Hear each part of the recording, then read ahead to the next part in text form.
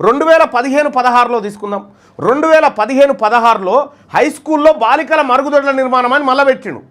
మళ్ళీ కొత్త దుకాణం, ఈసారి కడతాం పక్క, ఆడపిల్లలు ఎదిగిన పిల్లలు ఉంటారు వాళ్ళకు సపరేట్ బాత్రూమ్లు ఉండాలి, అవి కడతామని చెప్పి మళ్ళా ఏం తక్కువ 89 లక్షలు పెట్టిండు.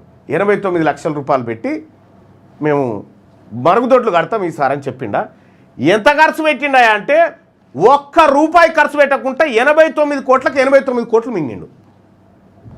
89 కోట్లు మళ్ళా పైకార్ల పైసలు తిన్నాడు.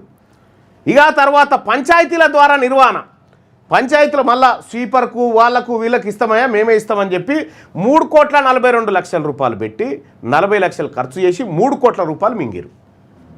చీపురు గట్టల పైసలు, చెత్తబుట్టల పైసలు ఇవి. ఇక తర్వాత 2017-18లో చూస్తే పంచాయతీల ద్వారా పాఠశాలల నిర్వహణ, అదే ఊడుస్తందుకు తుడుస్తందుకు అని చెప్పి 1,54 లక్షలు పెడితే 70 లక్షలు ఖర్చు చేసి 84 లక్షలు మిగిల్చుకున్నారు. ఇక్కడ 2018-19లో సేమ్ ప్రాథమిక పాఠశాలల నిర్వహణ మరియు మరమ్మతులు, ఏది మరమ్మతులు ఏమన్నా పెచ్చులు ఊసి పడ్డాయి, మనం చూసినాం అనేకం. పిల్లలు చదువుకుంటే పెచ్చులు ఊసి పడ్డాయి, నెత్తికి దెబ్బలు తాకినాయి, ఫ్యాన్లు ఊసి పడ్డాయి, గోడలు కూలినాయి, మనం చూసినాం కదా స్కూళ్ళు. ఆ స్కూళ్ళ రిపేర్ కోసం 10 కోట్ల రూపాయలు ఖర్చు పెడతామని బడ్జెట్లో పెట్టిండు.